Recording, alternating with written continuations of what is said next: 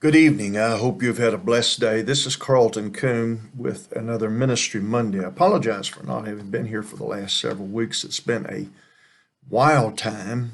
Our church is in the process and has now purchased a new space, and we've been working to do some remodeling and renovating, along with being away preaching a anniversary service for Pastor Deckard in Des Moines, Iowa. 20 years. What an incredible thing it is to pastor one group of people for 20 years. And he has done that, starting daughter churches and sending out preachers and so many other things. And I commend and honor him. I want to talk with you for just a minute today about the importance of our not being distracted by the temporal. We're all living in a busy world, and we have been surrounded by, at least in America, we've been surrounded by a political hailstorm, it seems like.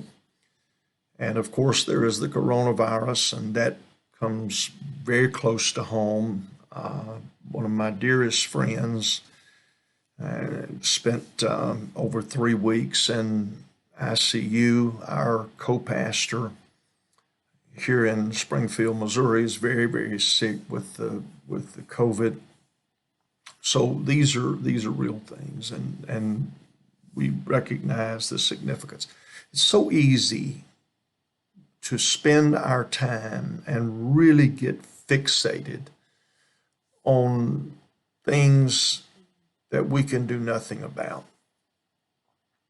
fretting over them, taking time that we should spend in study or prayer or teaching on Bible study or doing something else, and instead we're captivated. I heard somebody make an interesting statement the other day, and I knew it to be true. I never really thought that anybody needed it clarified. The individual made the statement that he had come to comprehend that gossip did not necessarily mean telling a lie about someone. Instead, it was simply repeating a bad or negative story about another.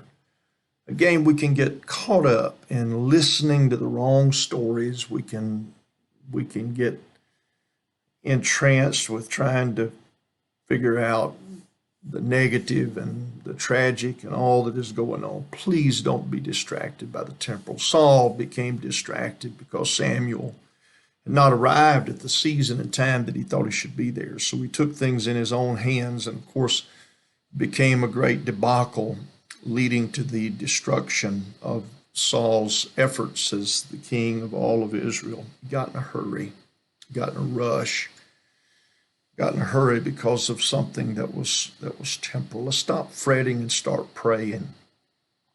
Stop seeing all of the dark shadows that are out there. Jesus is Lord.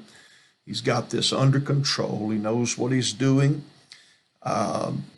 with all of it, and I trust him.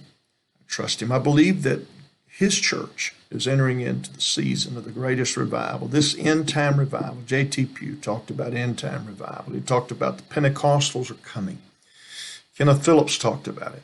I believe that this is that moment when we take our world and we make an impact, not just with the experience of Pentecost, but we take this world with the reality of the name of Jesus Christ and baptism in that name and the oneness of God. And I'm excited about that. I don't want to get distracted.